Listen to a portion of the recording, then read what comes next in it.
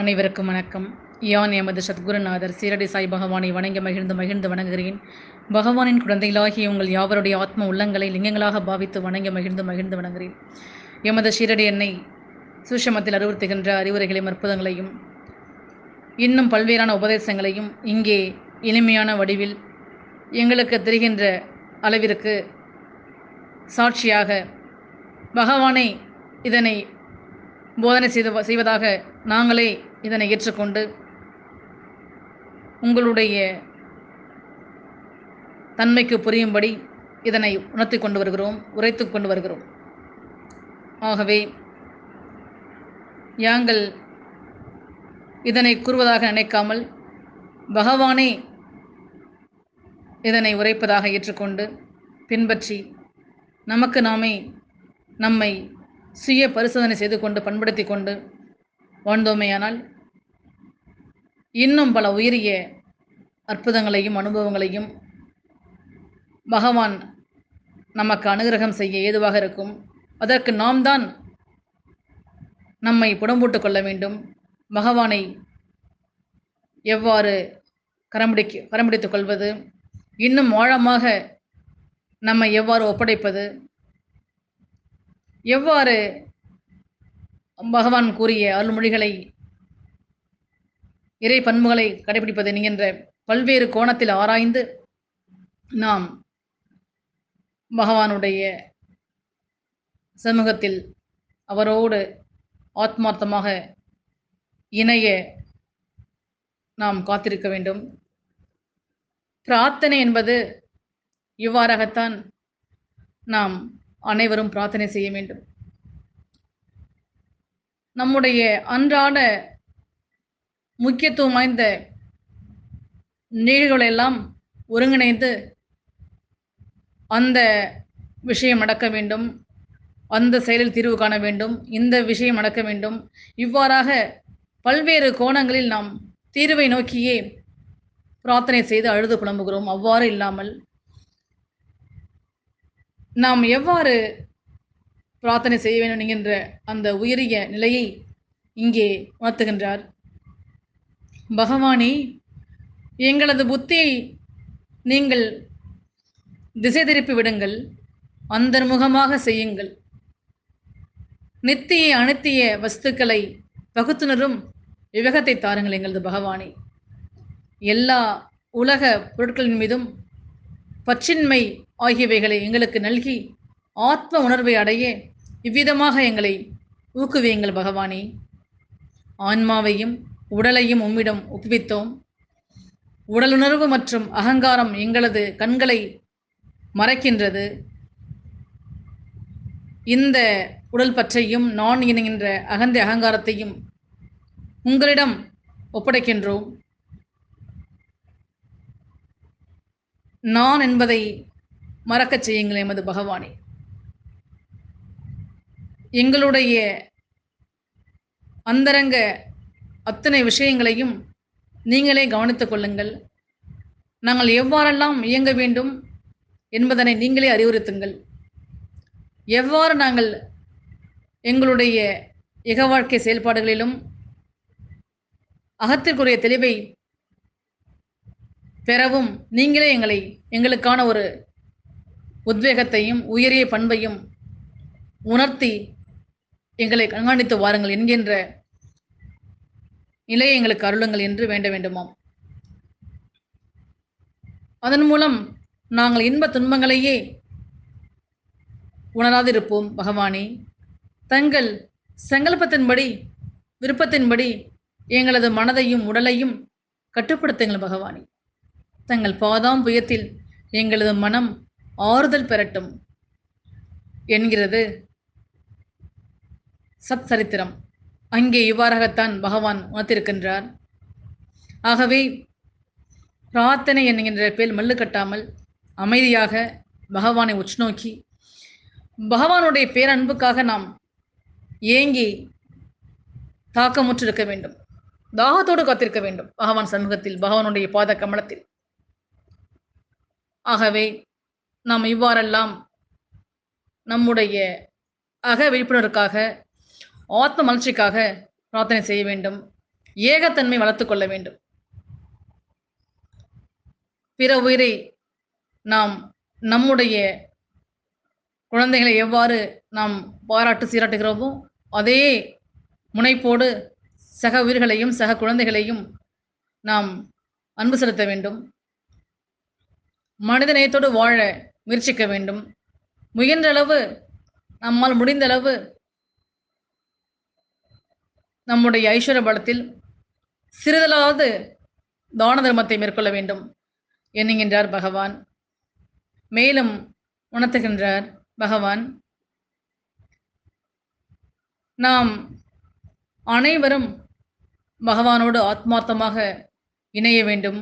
எப்பொழுதும் நம்முடனே பகவான் இருப்பதாக நாம் பாவித்துக் கொள்ள வேண்டும். நாம் நடக்கும் போதும் உறங்கும் போதும் நம்முடனே பகவான் நடந்து வருகிறார். சூக்ஷமத்தில் நம்மை கண்காணித்து வருகிறார். உரையாடிக் கொண்டும் வருகிறார். இவ்வாறாக எண்ணி வரவும். சகவி தோழமைகளை, நாம் உறங்கும் பொழுது அவர் மடியிலேயே தலையை வைத்து உறங்குவதாக தொடர்ச்சியாக எண்ணி வாருங்கள். பகவானை எல்லாவற்றையும் இயக்குகின்றார், இயங்குகின்றார் என்பதை திடமாக நம்புங்கள். அப்பொழுது மிகுதியான பலனை அடைவீர்கள். எமது சகவி தோழமைகளை, வியாழக்கிழமை மட்டும் பகவானிற்கு உகந்த நாள் அல்ல. எல்லா நாளும், எல்லா நேரமும், எல்லா இடமும் அன்னைக்கு உகந்ததே. ஆகவே ஷிர்டி அன்னையின் மீது நம்பிக்கை வைத்திருக்கும் எல்லா இடமும் துவாரகா மாயி என்பதை நன்றாக உணர்ந்து தெளிந்து கொள்ளுங்கள். சகோதர தோழமைகளே, இப்பொழுது நாம் இருக்கும் இடத்திலேயே பகவானை வணங்க நாம் முயல வேண்டும்.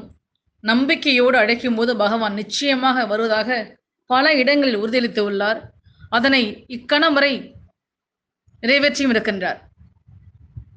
ஆகவே பகவான் இவ்வாறு இருந்தாலும் வருவார், அவ்வாறு இருந்தாலும் பகவான் வருவார் என்று நாம் எண்ணிக்கொள்ள வேண்டாம்.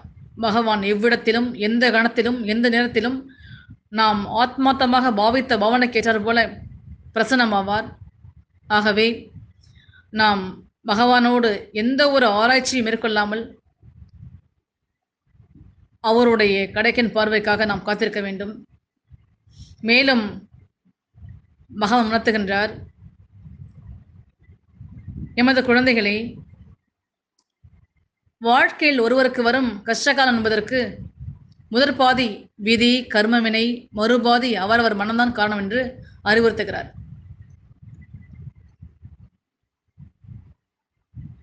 ஒரு மனித உயிர் முன் நிற்பது எதிர்நிலை சூழ்நிலைகள் மட்டுமல்ல, அவரவர் மனதில் தான் இருக்கின்றது எதிர்நிலை என்று மேலும் அறிவுறுத்துகின்றார்.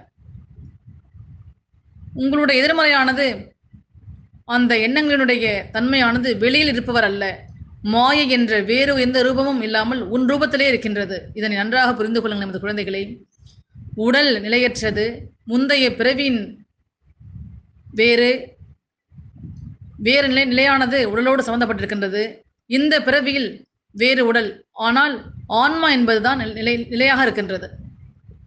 நீங்கள் உங்களுக்குள் குழம்புவதற்கு காரணம் மாயை என்ற எதிர்மறையும் ஆன்மா என்ற நேர்மறை செயல்கள் தான். எமது குழந்தைகளை, நல்லதை உங்கள் மனதில் யோசனையாய் செலுத்தும் ஆன்மாவிடம் மாயை என்ற ரூபம் சன்னிடுவதுதான் மனம் படும் வேதனை. நன்றாக புரிந்து கொள்வீராக. அந்த வேதனை உங்களுக்குள் எழும்போது உங்களுடைய நிம்மதி தூள் தூளாகிறது. இவைகளெல்லாம் உங்களுடைய வாழ்க்கையில் முடியப் போகிறது. சூரியனின் வெளிச்சம் பட்டு அகண்ட ரூபமானது எப்படி ஜொலிக்குமோ அதை போல என் பேரொளிப்பட்டு ஜொலிக்கப் போகிறீர்கள். உங்களுடைய மனம் நிம்மதி சந்தோஷம் என வாழப்போகிறீர்கள். வெற்றிகரமாக எல்லா எதிர்மறை சூழ்நிலையிலிருந்தும் வென்று வந்து விட்டீர்கள். இனி எம்முடைய குழந்தைகளாகிய உங்கள் அனைவருக்கும் எல்லாமே நல்லதாகவே அமையும். உங்களுடைய மனம், எண்ணங்கள், செயல்கள், பாதைகள் நல்லதாக என் சாயலில் இருந்து அமையும். ஆகவே எதற்கும் கவலையுறாமல் அமைதியாக என் சமூகத்தில் நீங்கள் நம்பிக்கை பொறுமையோடு எம்மை முழுமையாக விசுவாசத்தோடு எம்மை அணுகினால் என்றால் நான் உங்களுக்காகவே பல தன்மைகளிலிருந்து செயல்பட காத்திருக்கிறேன். எதனையும் யான் வழங்குவேன். ஆகவே நீங்கள் மிகுந்த நம்பிக்கையோடு யான் உணர்த்துகின்ற சூட்சும அறிவுறுத்தல்களை உள்வாங்கி விழிப்புணர்வோடு சாட்சியாக பற்றில்லாமல் நான் என்கின்ற அகந்தையின்றி உங்களுடைய இக வாழ்க்கை செயல்பாடுகளில் நீங்கள் வாழ்வீர்கள் என்றால் மிகச்சிறந்த உன்னத பலாபலனை அடைவீர்கள். பற்றி கொண்டு ஓடாதீர்கள். எதனையும் சாட்சியாக சற்று தள்ளி நின்று பார்க்க கற்றுக்கொள்ளுங்கள். செயலையும் மனதையும் அன்றாட ஒரு சிறு பயிற்சியாகவே மேற்கொண்டு வாருங்கள். கவனிக்க ஆரம்பிங்கள். உங்களுடைய செயலையும் மனதையும் நேரம் கிடைக்கும் போதெல்லாம் அமைதியாக போராடாமல் முழு முனைப்போடு யதார்த்தமாக இணக்கமாக கவனிக்க ஆரம்பிங்கள். இதுவே மிகச்சிறந்த ஒரு உச்சபட்ச தியானமாக யான் அறிவுறுத்தி வருகின்றேன். ஆகவே உங்களுடைய இயல் வாழ்க்கையிலேயே இல்லற செயல்பாடுகளை செய்து கொண்டே புற வாழ்வியலில் இயக்க முறைகளிலேயே நீங்கள் அழகாக இந்த கவனித்தல் என்கின்ற இந்த பேர் ஆற்றலை உங்களுக்குள் உட்புகுத்தி கொள்ள இந்த நிகழ்வை உங்களுக்குள்ளே நிகழ்த்தி வாருங்கள். மிகச்சிறந்த உயரிய நிலையை அடைய இது உங்களுக்கு ஒரு உத்வேகமாக அமையும். ஆகவே உங்களை நீங்களே கவனித்து வரும்பொழுது உங்களுக்குள் இருக்கின்ற இறையாற்றலானது இயங்க ஆரம்பிக்கும். அது மிகச்சிறந்த ஒரு தீர்வை நோக்கி உங்கள் நகரச் செய்யும். ஆகவே யானும் மனமகிழ்ந்து உம்மோடு இரண்டர கலக்க உங்களுடைய இந்த நான் என்கின்ற நிலையை மாற்றிக்கொண்டு நாமாக மாறக்கூடிய சக்தி வாய்ந்த உன்னத தன்மை வழங்கக்கூடியது இந்த விழிப்புணர்வு தியானம் என்பதாகும். ஆகவே இந்த விழிப்புணர்வு தியானத்தை முறையாக கடைபிடித்து எம்மோடு யான் இயங்க வழிவகை செய்து கொள்ளுங்கள் எமது குழந்தைகளை. ஆகவே அமைதியாக பொறுமையோடு நிதானமாக எம்முடைய அருள்மொழிகளை உள்வாங்கி பின்பற்ற முயலுங்கள். நீங்கள் அனைவரும் சந்தோஷமாக உயர்ந்த நிலை அடைய யான் என்றென்றும் உங்களுக்காகவே சேவகனாக துணை புரிவேன். வாழ்க வளமுடன் எமது குழந்தைகளை. இவ்வாறாக பகவான் அறிவுறுத்தி கொண்டிருக்கின்றார் சகோதர தோழமைகளை. ஆகவே அனைத்து உபதேசங்களையும் எளிமையாக இருப்பதாக நினைத்து விட்டுவிடாமல் கேட்டு உள்வாங்கி பின்பற்றி வாருங்கள். நாம் அனைவரும் ஒரு சேர உயர்நிலையை அடைய இந்த உத்வேகமான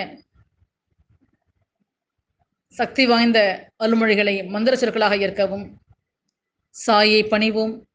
அண்ட சராசரமெங்கும் சார்ந்து நிலவ நாம் துணை புரிவோம். வாழ்க வளமுடன், வளமுடன் வாழ்க. நன்றி, வணக்கம்.